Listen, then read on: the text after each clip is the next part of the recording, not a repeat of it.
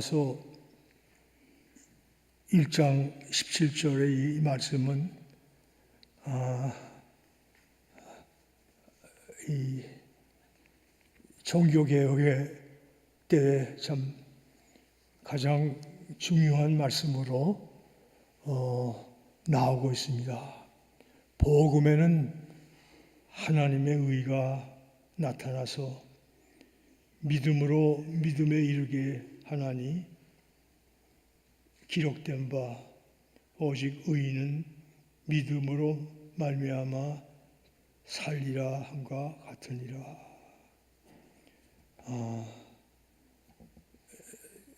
대단한 말씀입니다. 참 복음에는 하나님의 의가 나타났다고 이렇게 말씀하고 있습니다. 참 이 마틴 루터는 이 종교개혁 할 당시에 이 말씀을 읽고 굉장히 두렵고 떨려서 어찌할 바를 몰랐다고 합니다.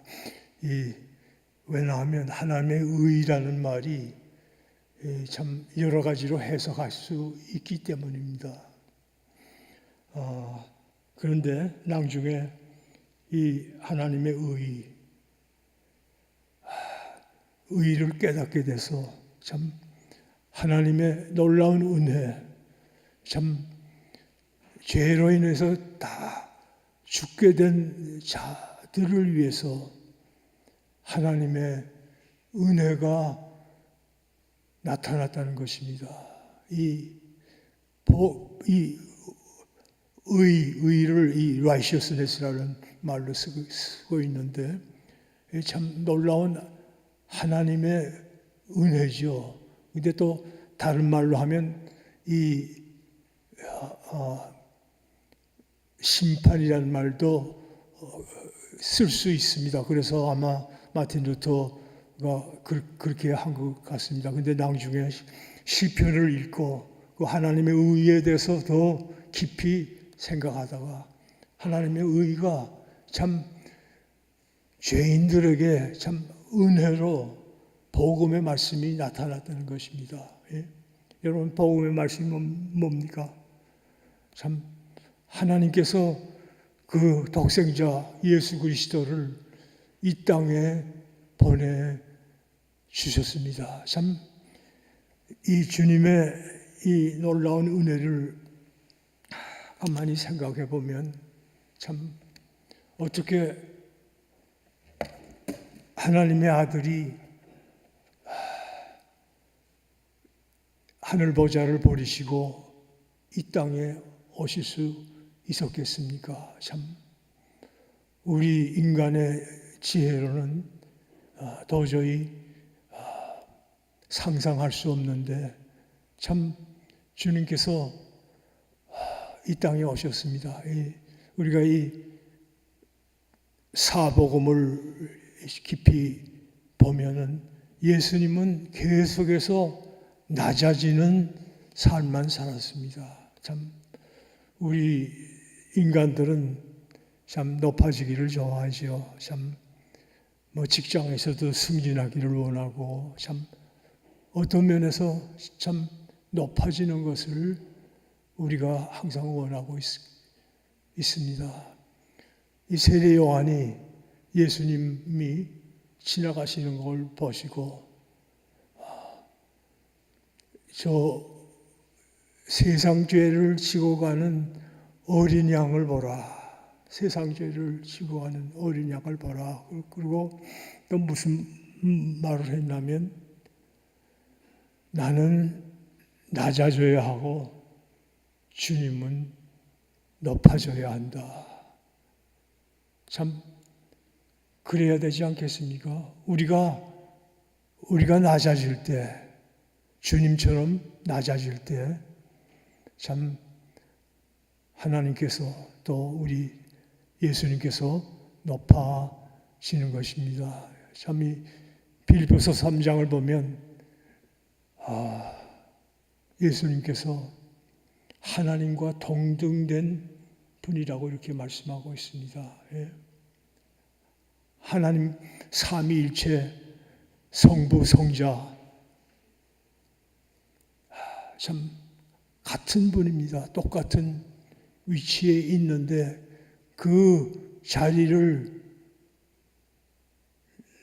누리려고 하지 않고 참 세상에 내려섰습니다. 이 불쌍한 저희들을 대속하시기 위해서 이렇게 오셨던 것을 저희들이 알고 있습니다. 참 아까도 제가 말씀드렸지만 예수님은 하늘 보좌를 버리고 이 땅에 오셨습니다. 그리고 어디에 탄생하셨습니까? 미가서에서는 이 메시아 되시는 예수님께서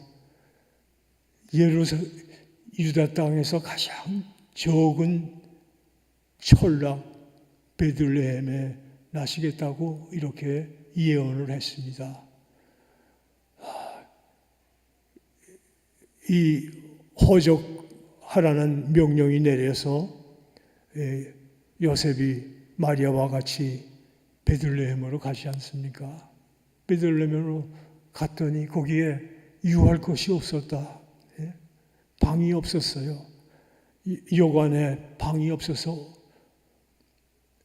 어디에 유하게 됐습니까? 말구유에서 태어났습니다. 그리고 조금 있다가 또 이 헤롯 왕은 참 정말 미친 왕입니다. 자기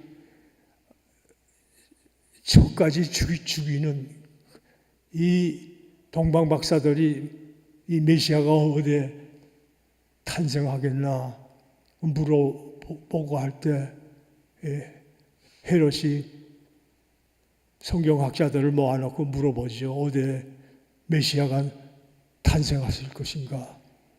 베들레헴에 탄생한다는 것을 알려주었습니다. 그 다음에 헤롯이 뭐라 그럽니까?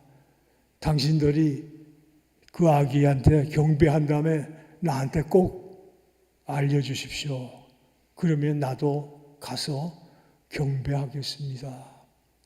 근데 밤에 참 꿈에 헤롯한테 가지 말라고는 지시를 이 동방 박사들이 받고 고향으로 돌아갔던 것입니다. 그 후에 어떤 사건이 일어났습니까? 2살 이하짜리, 2살 이하 어린아이들을 학살하는 비참한 사건이 일어납니다.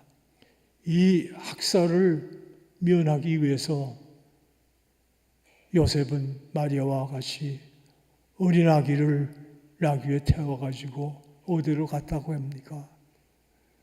애굽으로 갔다고 성경은 말씀하고 있습니다. 참 주님께서는 이와 같이 참 내리막길을 갔습니다. 참 마지막에는 어떻게 됐습니까? 참 예수님이 이 정료주일에는 참 많은 백성들에게 환영을 받으면서 예루살렘에 입성을 하였지만 그때도 어떤 모습으로 예루살렘을 입성했다고 성경은 말씀하고 있습니까? 이 말을 타고 들어간 것이 아니라 나귀 새끼를 타고 들어갔다. 참 얼마나 예수님의 그 겸손한 삶을 저희들이 볼 수 있는 것입니다. 그리고 나중에는 이제 공생애를 3년 동안 사시고 십자가에 달리셨습니다. 갈보리산. 여러분이 갈보리가 어디 있는지 아시죠? 그 골고다에 있습니다. 그 골고다는 성문 밖에 있습니다. 성 안에서는 처형할 수 없게 되어 있습니다. 그래서 그 갈보리산 골고다에서 이제 처형을 십자가에 달리시는데 그 십자가를 그 당시에는 달리는 사람이 이 십자가를 지고 갔던 것이, 메고 갔던 것입니다. 근데 예수님이 어떻게 됐습니까? 하도 연약해서 이 십자가를 지고 가시다가 넘어지시고 도저히 가실 수 없었던 것을 저희들이 보고 알고 있습니다. 그럴 때 이 로마 병정이 구레네 시몬을 시켜서 이 십자가를 메고 지고 가게 했던 것을 저희들이 알고 있습니다. 그리고 주님께서 이 십자가상에 우리를 위해서 돌아가셨던 것을 저희들이 알고 있습니다. 참, 여러분, 이 십자가의 처형은 인류가 만드는 처형 중에 가장 지독한 처형이었던 것을 저희들이 알고 있습니다. 그래서 로마 시민권을 가진 사람은 절대로 십자가의 처형을 시키지 않았다는 것을 저희들이 알고 있습니다. 그 당시에는요, 로마의 그 노예들이 인구의 3분의 1이나 되었다고 하니까 참 이 십자가에 처형당하는 사람들은 전부 이방 사람들이고 노예였던 것입니다. 우리가 잘 아는 이 바울 사도는 그는 이 다소, 지금 터키입니다. 거기서 태어났는데요. 부모가 좀 부유하게 살았던 것 같아요. 그래서 그 당시에는 이 돈만 있으면 로마 시민권을 살 수 있었던 그때였습니다. 그래서 이 바울 사도 부모님들은 이 돈으로 시민권을 샀고 또 아들도 시민권을 가지고 있었던 것입니다. 이 사도 바울도 처형을 당했습니다. 여러분, 예수님의 제자 중에 십자가에 달려 죽지 않은 제자가 하나도 없습니다. 아마 모르겠어요. 제가 확실한 건 모르겠는데 아마 사도 요한만은 십자가의 처형을 당하지 않지 않았나 그렇게 생각하는데, 참 여러분, 우리의 이 기독교가 참 종교라는 것을 증명하는 것이 바로 여기에 있습니다. 예수님을 믿던 분들, 참 예수님의 제자들은 거의가 다 십자가에 다 처형을 받았습니다. 그것만으로도 우리 기독교가 정말 하나님이 만든 종교라는 것을 우리가 알 수 있는 것입니다. 오늘 또 제가 조금 말씀 드리고자 하는 것은 이 중세 시대요. 중세 시대가 이제 천년 동안 계속이 되는데, 이 유럽의 중세 시대를 암흑 세대라고 합니다. 왜 암흑 세대라고 합니까? 말씀이 없어요. 이 캐톨릭 이제 교회를 하고 했는데요. 이 성경이 있습니다. 이 천주교 사람들이 일련책은 라틴어로 됐어요.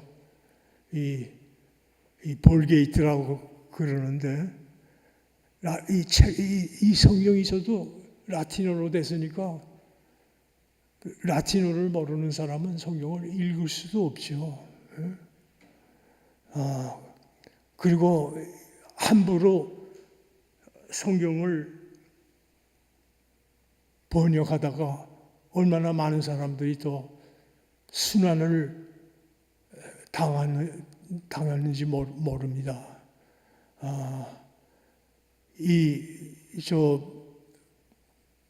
구약 성경에 보면 사무엘이 엘리 밑에서 수종 들 때에는 하나님의 말씀이 희귀했다. 하나님의 비전이, 이상이 거의 없었다고 이렇게 말씀하고 있습니다. 왜 그렇습니까? 이 엘리 대제사장 뿐만 아니라 두 아들이 범죄를 했기 때문인 것입니다. 그뿐만 아니라 참 이스라엘 역사상에 사사기처럼 비참한 때가 없습니다. 이 사사기에 후렴처럼 나오는 말씀이 사사가 이스라엘을 통치할 때에는 왕이 없었으므로 사람들이 자기 멋대로 살았다. 참 너무 비참하죠. 왕이 없었다는 말은 무슨 말입니까? 이스라엘의 왕은 하나님입니다. 하나님인데 이 사사시대에 이스라엘 백성이 하나님을 다 버리고 자기 멋대로 살았기 때문에 하나님의 말씀이 희귀했다고 이렇게 성경은 말씀하고 있습니다. 임태권 목사님이 특별히 이제 앞으로 2주 동안 우리 교회에서 주일날 설교를 하시고 그 중간 시간에 성경 공부를 하시겠다고 참 좋은 말씀을 했습니다. 참 여러분, 이 종교 개혁이 우리 기독교 역사상 가장 어떤 면에서 중요합니다. 이 중세 시대 마틴 루터가 살던 그때에 이 말씀이 없어요. 라틴어로 됐기 때문에 또 그렇지만 그 당시에 보면은요,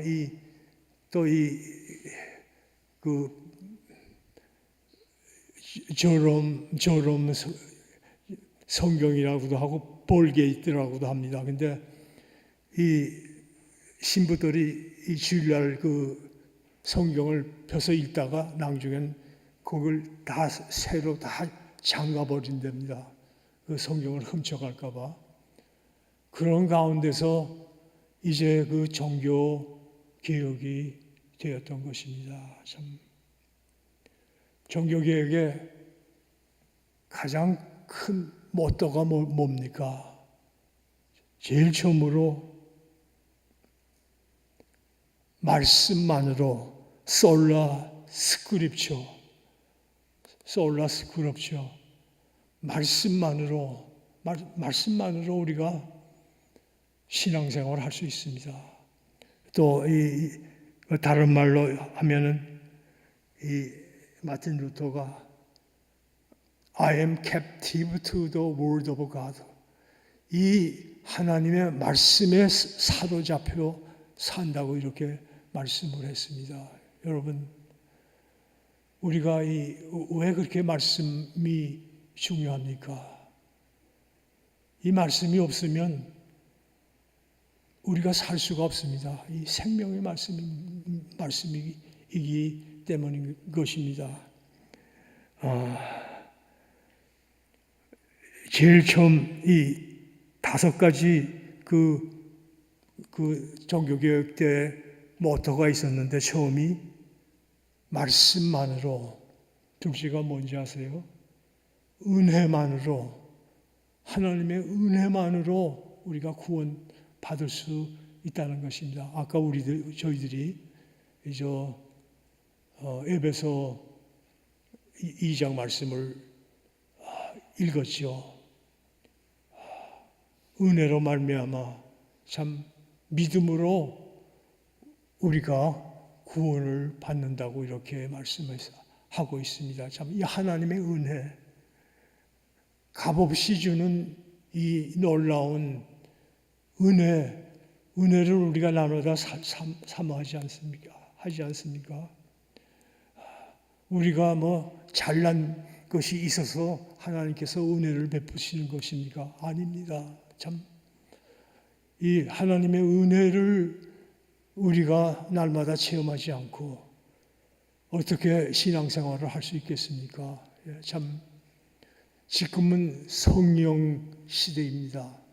참 우리가 날마다 또 기도할 때도 이 성령 충만하여서 참 하나님께 참 기도를 드려야 할 줄 압니다. 이 다니엘은 어떻게 했습니까? 바벨론 포로로 잡혀와서 이 청소년으로 잡혀왔습니다. 근데 그는 어떻게 했다고 합니까? 하루에 세 번을 기도했다고 성경에 기록하고 있습니다. 그 기도 드릴 때 이 동쪽으로 창문을 열어놓고 기도를 드렸다고 성경은 기록하고 있습니다. 근데 이 다니엘이 나중에 그 꿈을 느부갓네살의 그 꿈을 잘 해석함으로 말미암아 총리 대신이 되지 않습니까? 그랬더니 이 외국 사람이 이스라엘 사람이 그렇게 높은 자리에 올라간 것을 참 혐오하여 이 사람들이 작당을 지어가지고 저서를 만들게 하지 않습니까? 앞으로 다른 신에게 바벨론 신과 이 느부갓네살만 위해서 기도드리지 않는 사람은 어떻게 해요? 다 사자굴에 던지겠다고 이렇게 조서를 썼습니다. 참 다니엘은 대단하죠. 다니엘은 이 조서 왕이 명령 내린 것을 알고 집에 돌아왔습니다. 아마 보통 사람 같으면 창문 닫고 고요하게 골방에 들어가서 기도하면 되지 않겠느냐. 그러죠. 저 같아도 그랬을 것입니다. 근데 다니엘은 어떻게 했다고요? 창문이 동쪽으로 향해 있는 그 창문 거기 밑에 가서 왜 동쪽으로 그 창문이 열려 있습니까? 예루살렘 성이 동쪽에 있으니까 거기서 사람들이 그 감시하는 가운데서라도 목숨을 걸고 다니엘은 하나님께 기도했던 것입니다. 참 그러니까 이 다니엘의 그 기도가 그렇게 유명하지 않습니까? 참 우리 저희 교회 참 요새 어려운 점이 굉장히 많습니다. 사실 오늘 저녁에 주 목사님이 설교를 하셔야 되는데 몸이 많이 아프셔서 참 저보고 부탁을 해서 제가 이렇게 나왔습니다. 참 여러분 이렇게 3일 기도에 나와 주셔서 대단히 감사합니다. 참 저희 교회를 위해서 참 섬기는 주님의 정도를 위해서 참 기도가 많이 필요합니다. 참 앞으로 우리가 해야 할 일이 너무나도 많습니다. 이제 청빙위원회도 구성해야 되겠고 정말 이 교육자가 모자랍니다. 이 풀타임으로 사용하는 분이 지금 한 분밖에 없어요. 주 목사님 한 분밖에 없습니다. 근데도 감사하게 우리 전도사님들은 정말 그 바른티어로 이 찬양도 인도하시고 그래서 너무나 감사합니다. 그 다음에 셋째 번으로 뭡니까? 솔라 회데. 첫째는 말씀만으로, 둘째는 뭐라고요? 은혜만으로, 셋째는 솔라 휘데라는 말은 믿음입니다. 믿음만으로 우리가 구원받습니다. 참 하나님의 의가 나타나서 의인은 믿음으로만 산다고 이렇게 성경은 말씀하고 있습니다. 참 너무나도 좋은 말씀이죠. 참 믿음으로 구원받습니다. 은혜로 말미암아 믿음으로 우리가 구원을 받는다는 것을 날마다 감사해야 할 줄 압니다. 그 다음에 넷째 번이 뭡니까? 뭐죠? 넷째 번이 그리스도만으로, 솔라스 크리스토스. 이게 라틴어입니다. 전 라틴어 알지도 못하는데 그냥 읽기만 합니다. 예수 그리스도만으로 우리가 구원받고 우리 삶이 충만해질 수 있다고 이렇게 이 5대 이 종교개혁 모토였던 것입니다. 예수님 한 분만으로 우리가 만족하고 살 수 있는 그런 삶이 되어야 합니다. 참 예수님은 우리의 목자가 되시지 않습니까? 선한 목자가 아니십니까?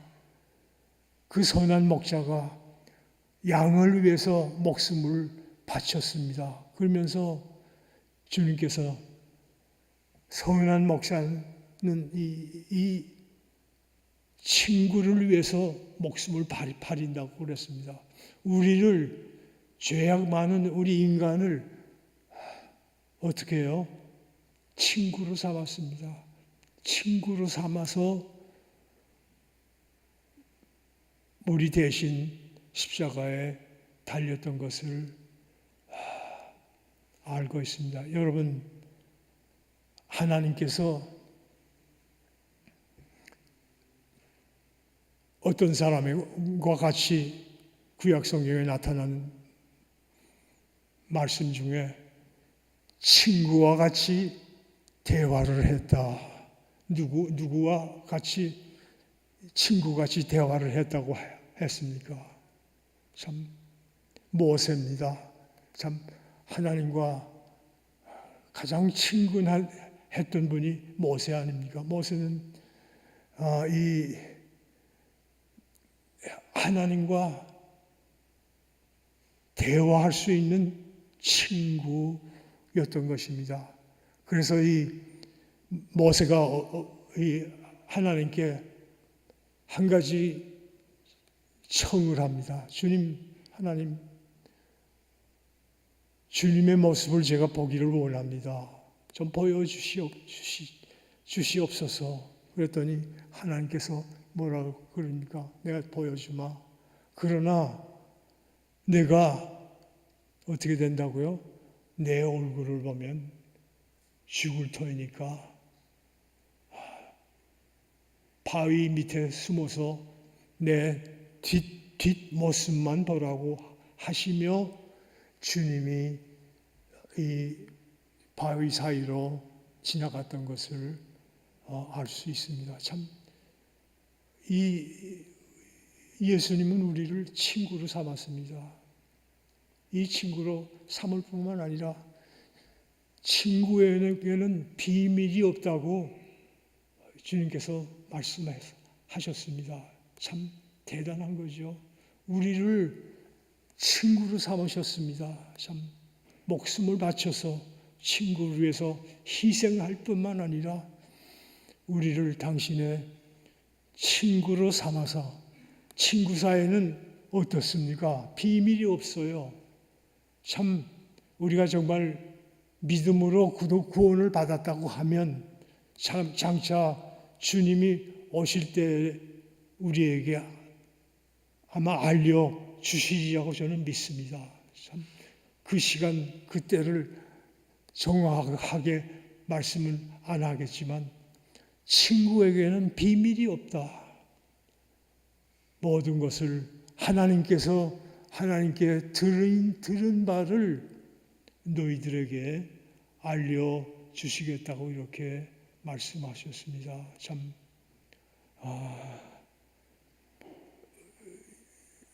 아까도 제가 말씀드렸지만 이제 앞으로 2주 동안 여러분 이 예배 끝난 다음에 성경 공부에 다 참여하셔서 참 이 말씀을 붙잡고 정말